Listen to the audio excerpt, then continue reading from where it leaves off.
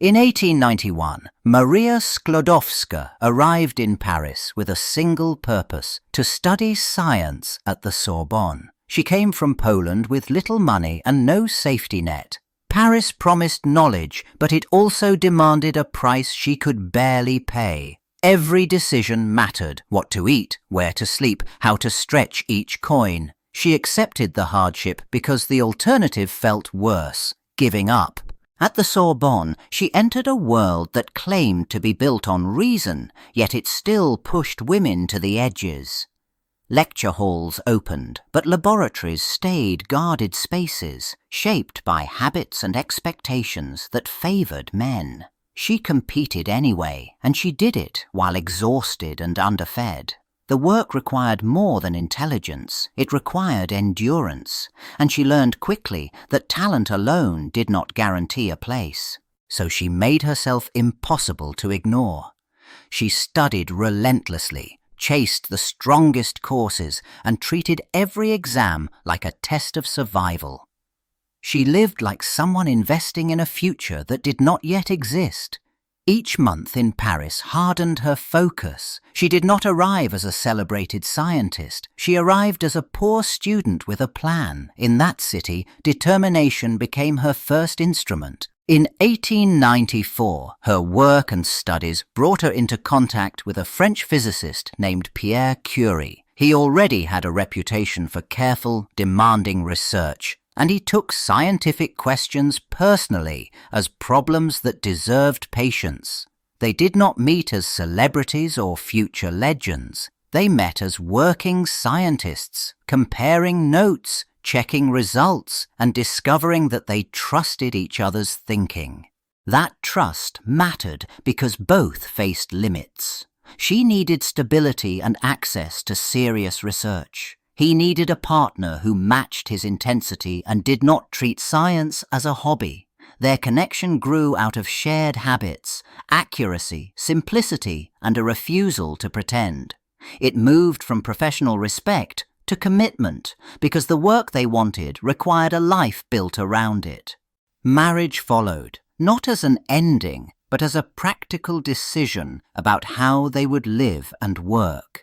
They planned a future where research came first, and where each person's success strengthened the other. It became a partnership in the full sense of the word: shared time, shared effort, and shared risk. From that point on, their ambitions no longer ran in parallel. They ran together.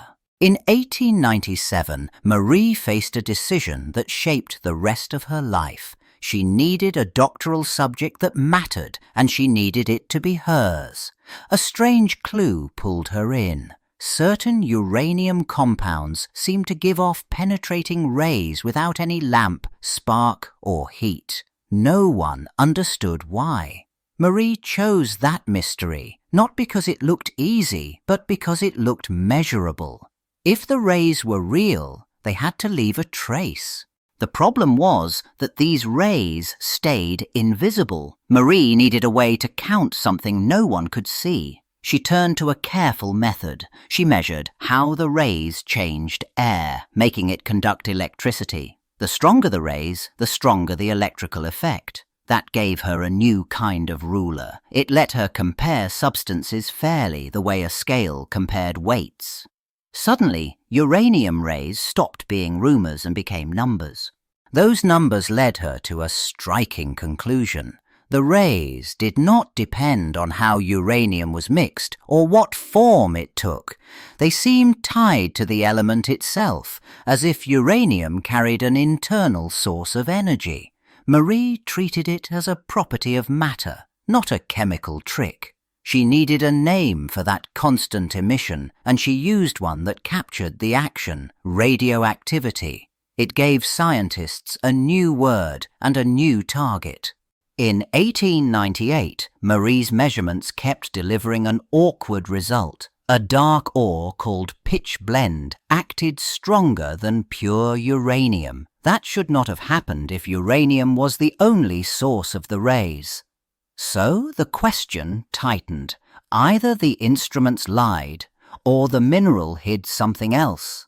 The Curies treated it like a crime scene. They tested, compared, and tracked the signal through every step of separation. Each chemical split changed the ore into new fractions, and Marie checked every one with her method. Most weakened, but a few grew fiercer, as if the radioactivity concentrated itself. That pattern pointed to a simple, shocking idea. An unknown substance carried the energy. In the summer of 1898, the Curies announced a new element and named it polonium, marking Marie's homeland in the periodic table. The work did not stop there, because the strongest fraction still did not match any known element. By late 1898, they reported a second discovery, radium, far more powerful than uranium.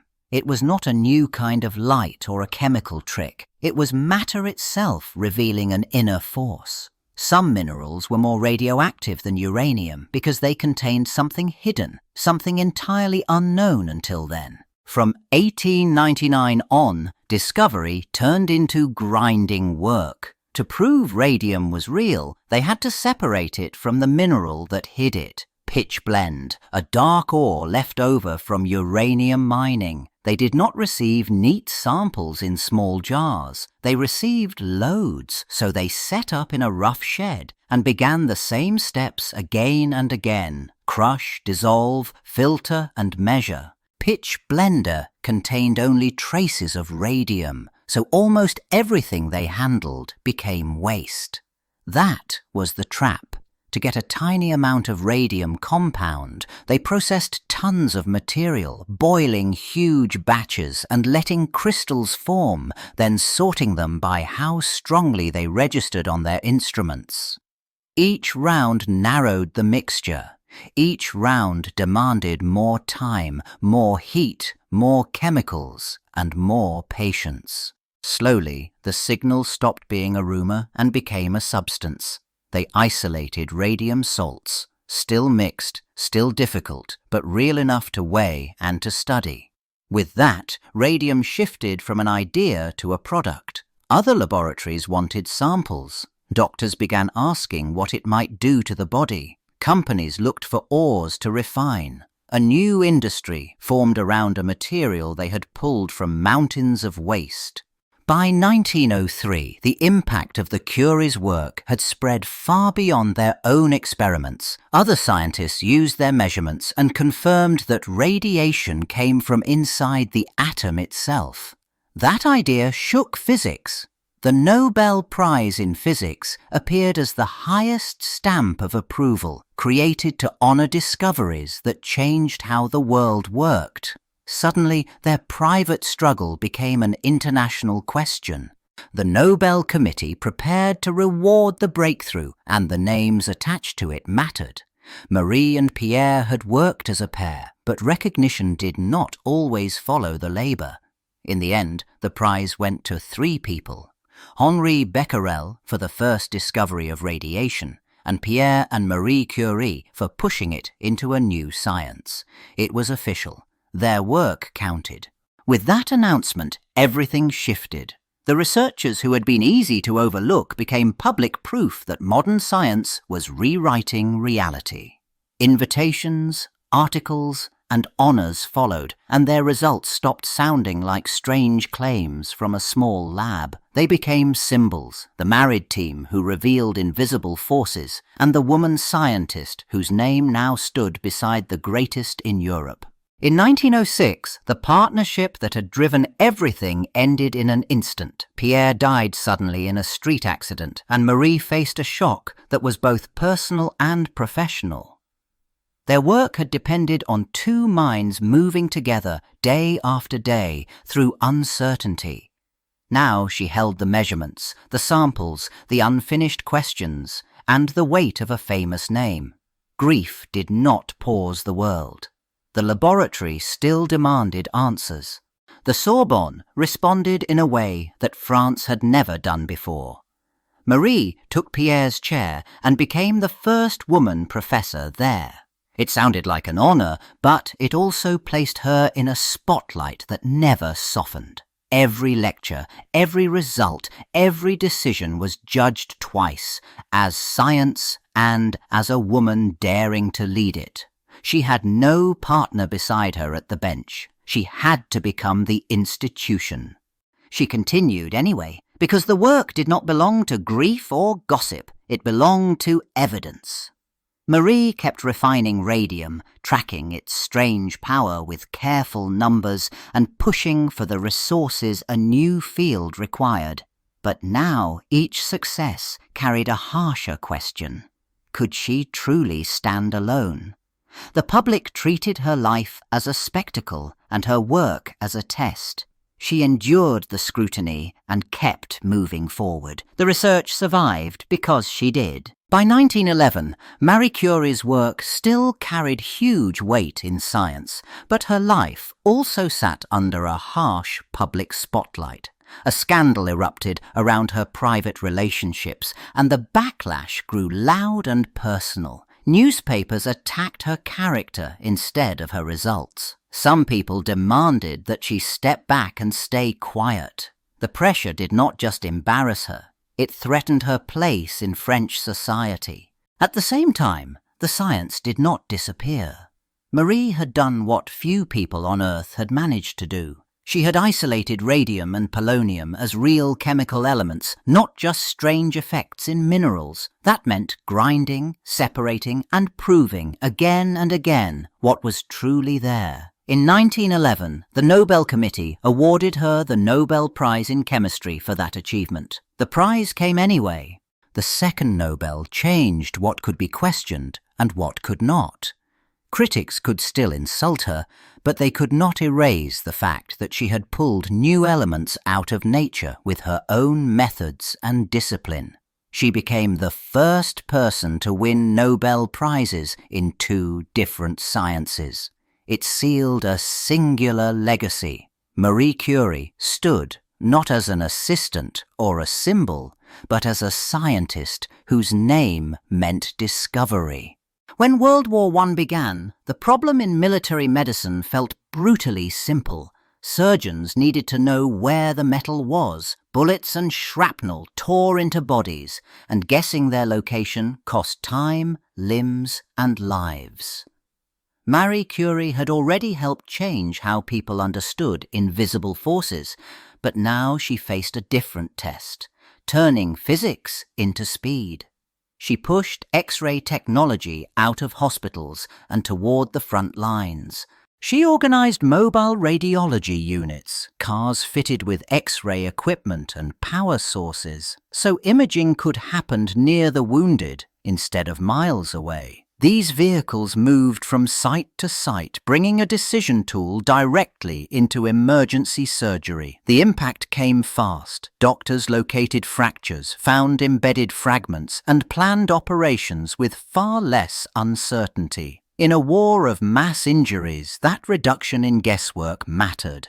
It saved time, and time saved lives.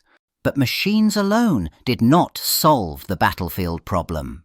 Someone had to run them safely and correctly under pressure. Curie trained operators, set up instruction, and built a practical system that could spread. Radiology stopped being a distant specialty and became a working part of wartime care.